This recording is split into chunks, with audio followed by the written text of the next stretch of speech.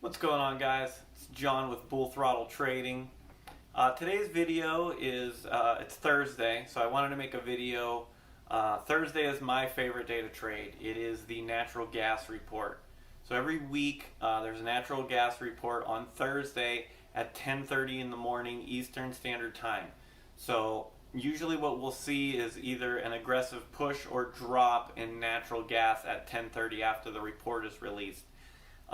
Usually I can try to catch the immediate trend. I usually go in with a small position size because I don't really know exactly what it's going to do. But once I can see a direction, I'll go in with a small position size and lock in my profits very quickly.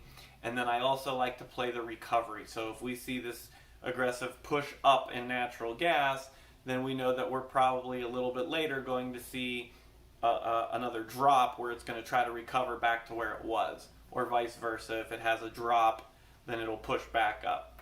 So today's video again is just to show you the trade that I took today, and hopefully give you guys a little bit better idea of why I love Thursdays. So if you guys are ready, let's jump right in.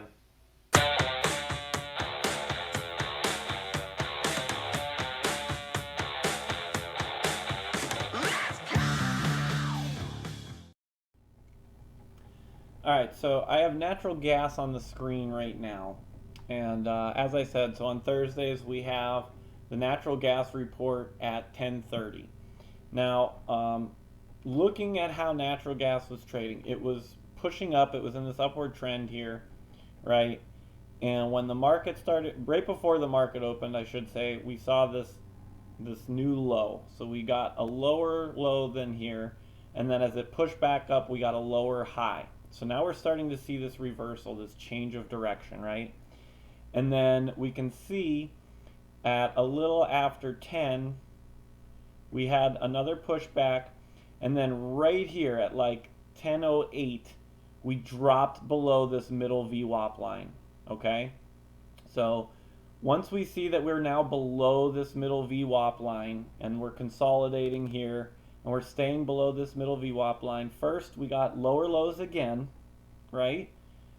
We got these lower highs, so now we can assume that at 10:30, when the when the natural gas report is about to be released, we kind of have an idea of which way it's going to move natural gas, right? And so we could see we now have this change of direction, these lower highs, these lower lows, so we can pretty much assume that at 10:30 there's a good chance that natural gas is going to sell off. Does that mean 100% it is definitely going to sell off at the natural gas report?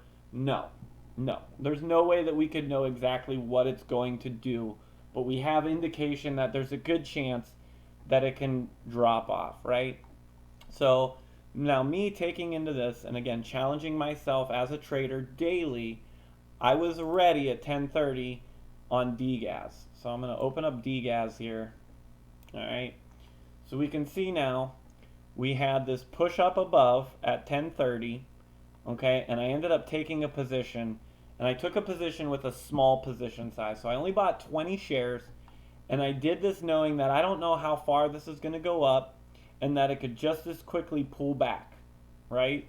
So what I ended up doing was I bought 20 shares, and as I got up and I hit this upper VWAP level. So the upper VWAP is usually a lot of times it's a resistance point now, right? So when I hit this middle VWAP, I decided to sell my position and lock in my profits, all right? So once I did that, I just waited. I took my profits for that, and I saw that DGAS continued to push up. So now we can see DGAS is extremely overbought. So it doesn't make sense for me to take another position and try to ride this up more, because now at any given point it can turn back and try to recover. So eventually we see this recovery, right? So we see this drop, and then we start to identify this support level, right? Now at this support level, knowing that, all right, we just had this natural gas report.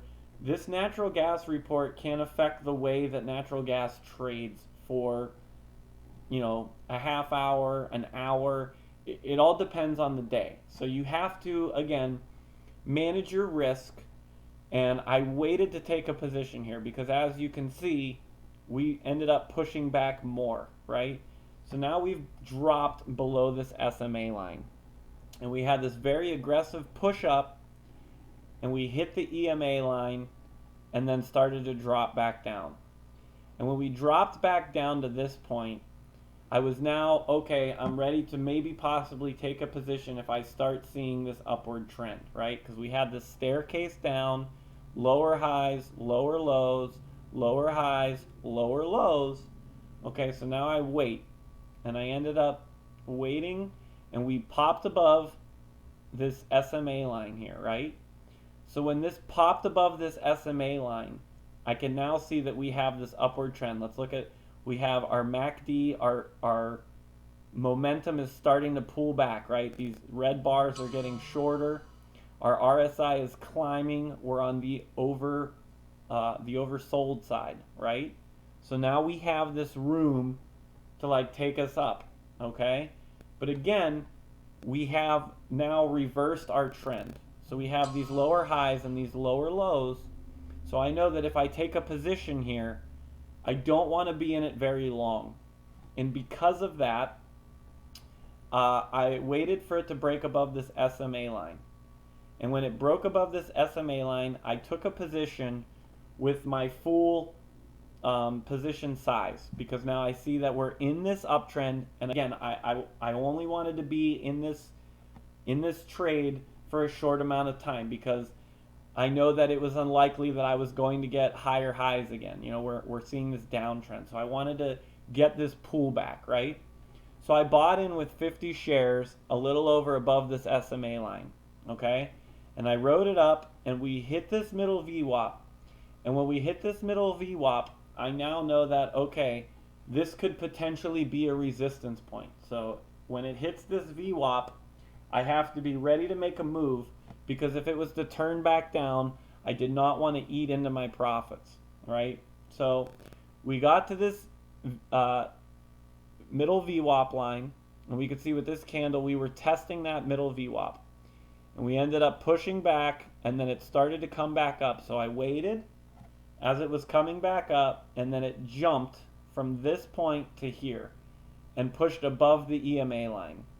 So I held on to it, and I got above the EMA line, and then once I reached this point, it dropped back down to the EMA line, right? So now I know, okay, there's a good chance that this is our new high level and that we're going to start to see a bounce.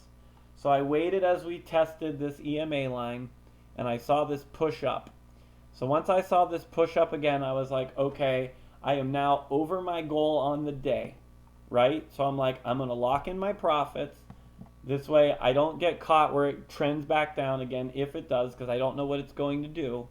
I've reached my goal on the day, and I know that I'm starting to see this resistance form, and that it's probably going to start to change direction. So I locked in my profits, and as you can see, I locked in with $595.40 on the day. Okay, I did take a position earlier on UGAS. Here, I'll show you guys. So you can see UGAS here. I did take a position, and I had a $22 loss on that. So that was my stop loss. Ended up going in. I thought I saw an opportunity, and it didn't work. So I kept my loss at a minimum. So $22, not bad. So as you can see, my $595 minus my $22 loss, I'm ending the day with $573.40. So again, I reached my goal. I was done by about, I don't know, 10:45ish. Let's see, where was I? About 11 o'clock. So about a half hour after the report, I ended up hitting my daily goal. I locked in my profits, and I am now done on the day. So again, I just kind of wanted to give you guys an idea of how I like to play these natural gas reports every week. Again, we don't always know what's going to happen here, but we can see that typically if we have this push, as I said earlier, the market tends to recover afterwards. So if this had gone down, we could have waited and played, if DGAS had gone down, we could have waited, and then when we saw the bounce, we could have bought into it here. It's safer to play the recovery, And that was something that I didn't end up doing because it all happened so fast. So like when I bought in originally with my small position size and I sold here and I saw that we identified this resistance level, okay, then I could have went and bought UGAS and bought UGAS as it went up, because again, as DGAS goes down, UGAS goes up. So here, let's look at UGAS. So again, I could have waited, and when I saw that the natural gas report came out, here we are at 10:30, and we sold off and we established this support level, right? I could have waited, like I saw we had these lows, we pushed up, and then we started to pull back down, and we hit this same support level and then started to bounce. So now I know, okay, this support level has been verified, we've bounced on it a second time, and now we're going to start to see this recovery. So I could have bought in on UGAS here as well and wrote it up for a potential, here, let's see, where's my drawing tool? Okay, so I could have ended up buying in when I saw this change of direction here. So I probably would have ended up buying once we saw these higher highs here, right? So we got above this point. So I probably would have bought in here and could have possibly capitalized on 7.72%. So 7.72% on a day trade is a very good return, and it's not always easy to find stocks or ETNs that are providing this kind of margin. So again, this is why I see a huge value on trading on Thursdays, right? So I I did my part at managing my risk. I waited for confirmation, and I locked in my profits. And again, and this is what it takes to successfully, over and over, make your daily goal. So again, I ended my day with $573.40 in the green by challenging myself, waiting for that confirmation, and taking advantage of this natural gas report. So if you guys got any value out of this video, please hit that like and subscribe button and stay current with all of my new uploads on all my new videos. And with that, I hope you guys all ended in the green, and have a good one.